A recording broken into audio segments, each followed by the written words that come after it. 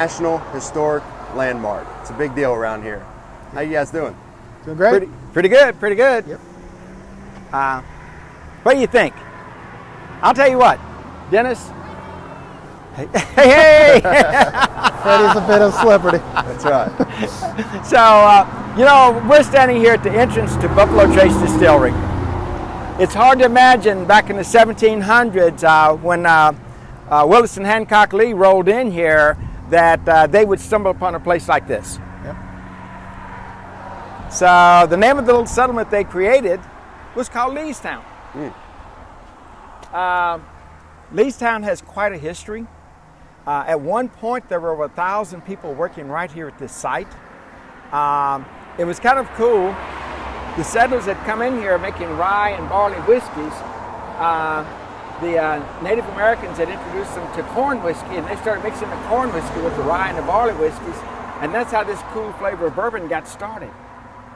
So Taylor comes in, he buys a very modest little distillery, and basically he tears it down, creates a bigger distillery, lightning strikes it, he builds it back in a year, and it is known as the Ofc Distillery, which stood for Old Fired Copper. A little bit about the history of the area. We're going to walk and talk as we go through this, but as we do this, Dennis Welch is here, and Dennis is going to talk to us about how do we, I guess, balance honoring tradition and embracing change and try to keep this whole area feeling like you were going back into yesterday.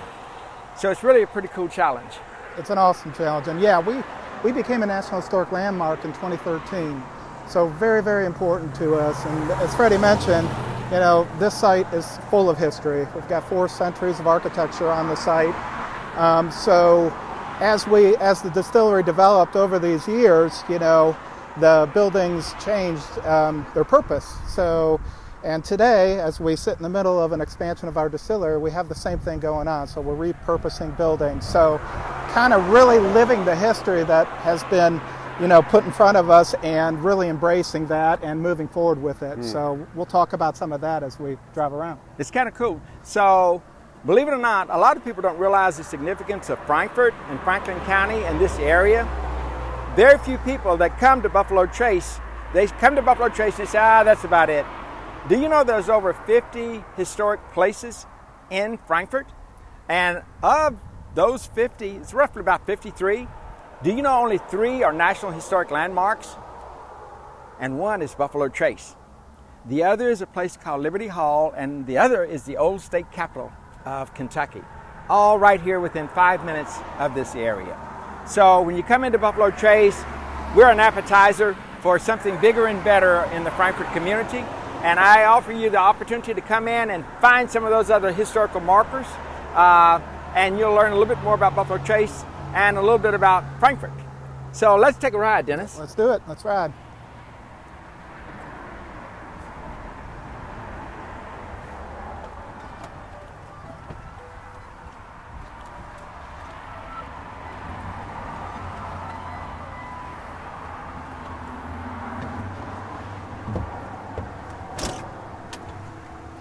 Watch traffic. Yes. Okay, so yeah, it's hard to imagine coming through here.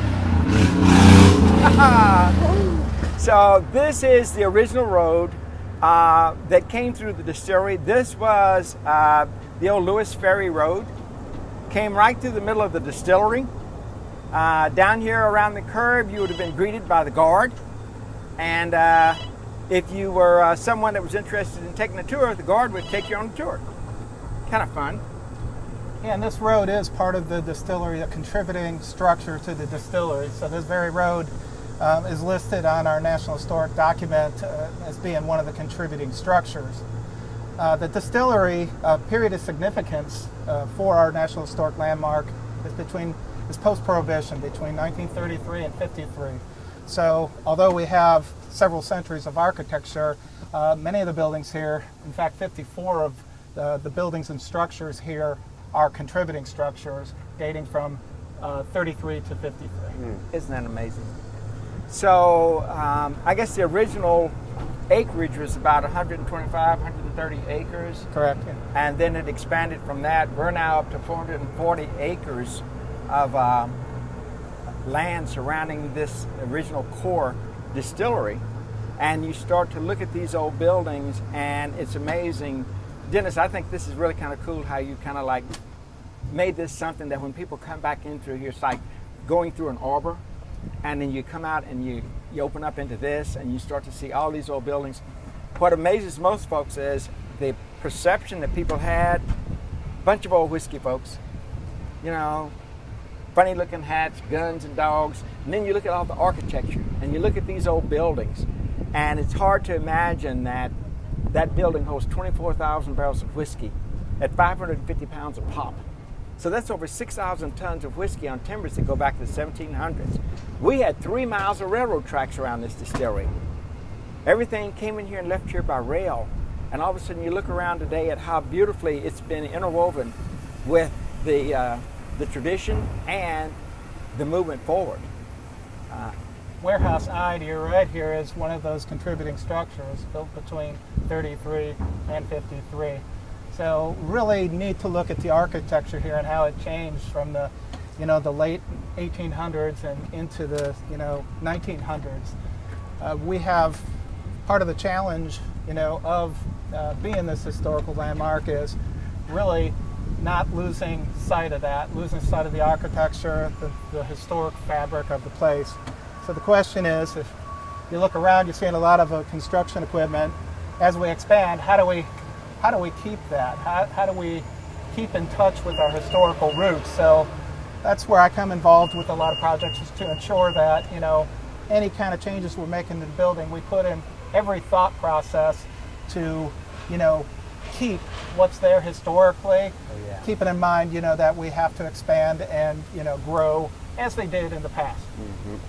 If you look at this old building, you look at Warehouse I, and then you look at Warehouse D.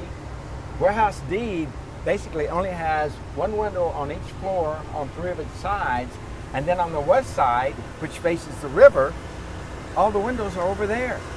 So you get a chance to see that, wait a minute, they were, even back then, they were experimenting with different types of warehouses to extract different flavors out of the wood. This one, Dennis, is really cool. What's going on over here? So this is part of this is Warehouse B, so built in the late 1800s, and this is part of our dry house expansion. This building sat without anything in it for years as we try to figure out what to do with it. It was damaged by a tornado, and once we figured out that this would be a great location to expand our dry house capabilities, we decided to move forward on this project. And you can see they're in full swing here, restoring this warehouse and adding to our dry house capacity. Mm-hmm. Really, yeah, Harlan gave us a really great inside tour. Like we walked through and saw the progress inside. Very cool, very cool. And then you can look at what's really amazing about it. You can see all the cranes, but back over there you can just barely see the top. So we've got new cookers, new evaporators. We're actually, you can see the water cooling towers just in the right back between there. Mm-hmm. You start looking around at what's really going on around here, and we've got about another year or so to go on just down in this part of the infrastructure. Yeah, some of the projects I can name, like to your right here in Building 3, we have a bitters expansion project going on here. So they're putting in a bitters bottling line in here and brand new tanks. The visitor center straight in front of us was renovated last year, finished last year, doubling our visitor center capabilities, so the square footage in there.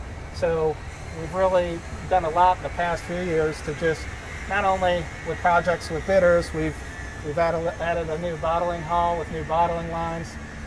We're working on expanding not only the mash house, but we're looking at a new granary, and hammer mill. So those projects are all part of an expansion that was mimicked. So when the hammer mill was built in the 30s, they had to do an expansion in the 50s. So here they are 20 years later, expanding onto the hammer mill, and here we are in 2021. adding on once again. So it's the neat part of the job, and the neat part of Buffalo Trace is that, you know, we are really doing what has been done here in the past, you know, and we really take time and care to do it in the right way. Yeah. So, and it's just hard to imagine when you look at the visitors coming in and they're looking at it like it's all new for the first time. So we have our team of greeters. You can see the new Steelhouse going in. Can we go through there just to get a little peek? I know we can't go too far back in there because there's so much construction, but and I would ask too, what really makes a National Historic Landmark? Do you know the criteria, or what makes it so special? Is it just because of the historical significance of the structure and what it's done for the state and the community? Yeah, that's the essence of it, and that's part of what it's about. Is it's not just a place; it's contribution to the development of that particular area.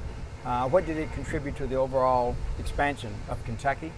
So this area went from Fincastle County, Virginia, to Bourbon County, Virginia, after the Bourbon family in France, and Bourbon County, Virginia, ultimately becomes the Commonwealth of Kentucky. Mm-hmm. So all of that's going on right here around us. The employees built the clubhouse, holds 350 people, and then right adjacent to it, the new Steelhouse is going in. I want to hop out and look at the new Steelhouse. I think that's one thing that we haven't had an update on in a while. So I'm just going to hop out and get a good photo of it, or a good footage of it. Okay, so probably, like right around in this area. So it's truly hard hat right now. Oh, okay. I won't go any further. The steel is basically 4 stories tall. Yep. 8 feet in diameter. I think the release that we just put out was 60,000 gallons. Is what its capacity is going to be. You got your giant pot still, which is your doubler sitting down at the base of it. Mm-hmm. So Harlan estimates that next year, I guess they'll be kind of like ready to rock and roll with it, is what they're playing with right now. You look at that, and then you look at some of the other expansions as you pan around, and you can see how they've actually kind of meshed all these things together. I think that, it's not just the structures, but I think the foliage, the trees, and all this stuff, I think what it does is it enhances and it softens the industrial look. Yeah. Colonel Blanton, I'm sure, would be proud of what's been done around here.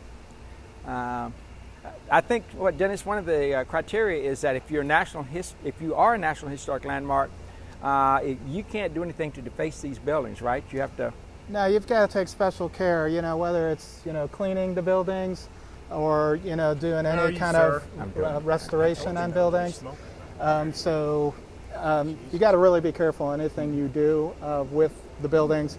So every project we do, we're involved in looking at all the different, criteria they want to meet as far as, expansion and capabilities. Yet, how do you squeeze that or put that in some of the buildings, existing buildings that, are genuine, contributing structures to our historical landmarks. So, yeah, I think I asked, it may have been Freddie or one of you at one point, the old cupola or the top of the old building, when you see the old photographs from the riverside, it looks so different. And I learned you can't really go back to that because it is a National Historic Landmark. It's got to sort of stay. At the time that it becomes a National Historic Landmark, that's when it's preserved. So that steeple that Taylor had back there and all, it would have been cool to really gone all the way back and done that with the elaborate masonry work.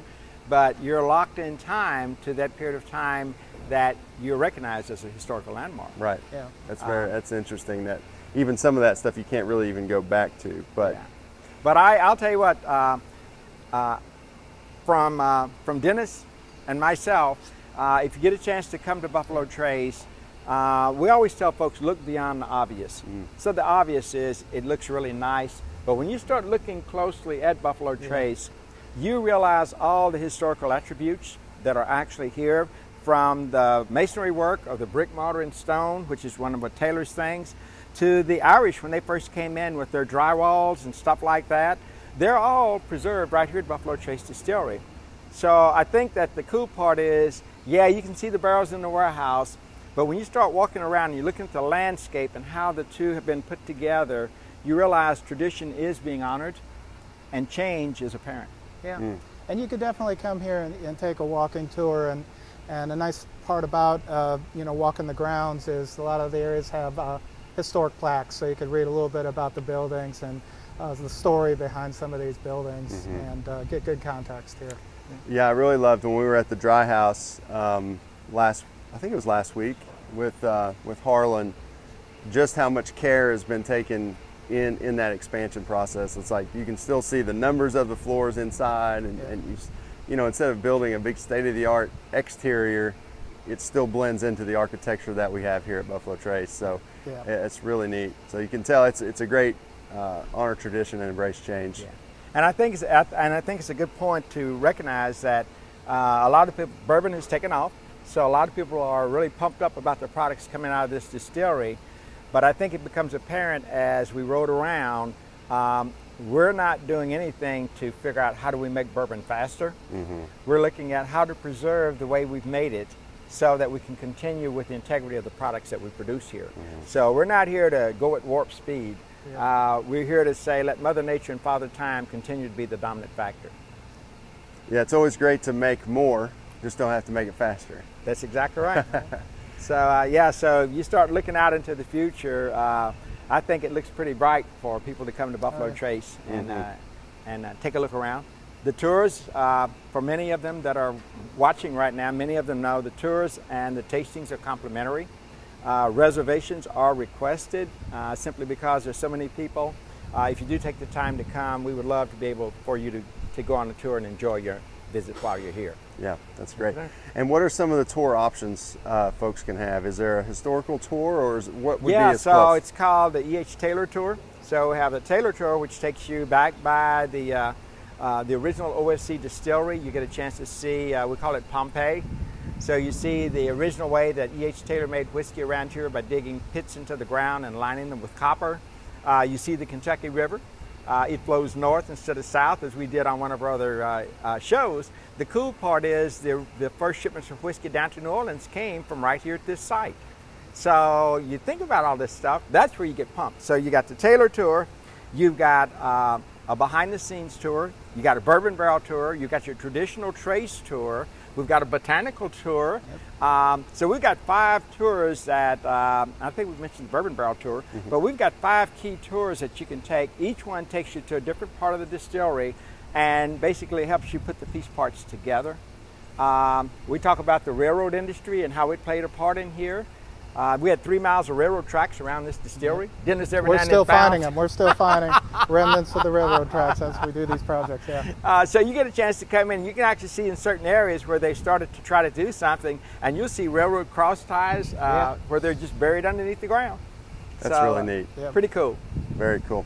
Well, thank you both. It's been an absolute pleasure. You guys are always great to be around and have a conversation with, and I've thoroughly enjoyed it. So really enjoyed it. It's been fun.